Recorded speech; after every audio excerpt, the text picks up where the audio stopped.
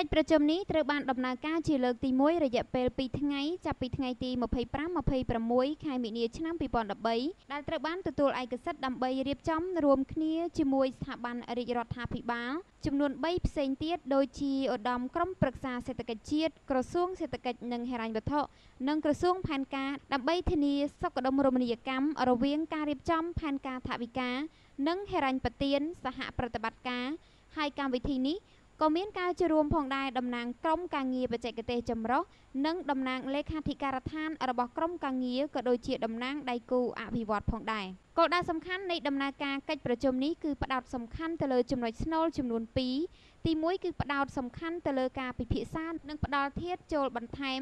សម្រាប់ការរៀបចំឯកសារយុទ្ធសាស្ត្រស្ដីពីកិច្ចសហប្រតិបត្តិការអភិវឌ្ឍនិងភាពជាដៃគូឆ្នាំ2014-2018ទី2ការចែករំលែកចំណេះដឹងនិងបទពិសោធន៍ដើម្បីបង្កើនប្រសិទ្ធភាពនៃភាពជាដៃគូ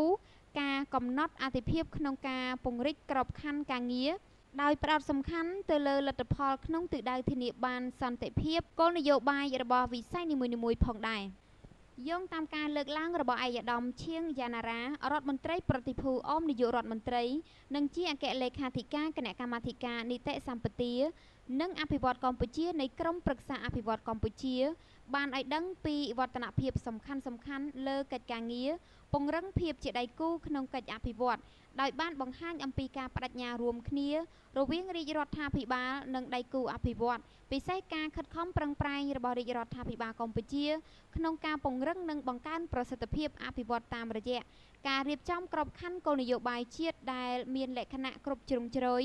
និងប្រតិក្រឡាគ្នារវាងយុទ្ធសាស្ត្រចតុកោណផែនការយុទ្ធសាស្ត្រអភិវឌ្ឍជាតិនិងយុទ្ធសាស្ត្ររបស់វិស័យហើយអ្វីដែលសំខាន់ឯកឧត្តមឈៀងយ៉ាណារ៉ាបានលើកឡើងពីកត្តាដែលប្រទេសជាតិមានចំណូលមធ្យមកម្រិតទាបរាជរដ្ឋាភិបាលដែលមានគណៈកម្មាធិការនីតិសម្បទានិងអភិវឌ្ឍកម្ពុជាជាសេនាធិការក្នុងការគៀងគរនិងសម្របសម្រួលហិរញ្ញប្បទានសហប្រតិបត្តិការកំពុងរៀបចំយុទ្ធសាស្ត្រស្ដីពីកិច្ចសហប្រតិបត្តិការអភិវឌ្ឍនិងភាពជាដៃគូឆ្នាំ2014-2018ដែលមានសន្តិភាពទៅក្នុងយុទ្ធសាស្ត្រចតុកោណនិងផែនការយុទ្ធសាស្ត្រជាតិដែលជាឧបករណ៍ដ៏សំខាន់សម្រាប់កំណត់ទិសដៅនៃការគ្រប់គ្រងកិច្ចសហប្រតិបត្តិការអភិវឌ្ឍនិងភាពជាដៃគូ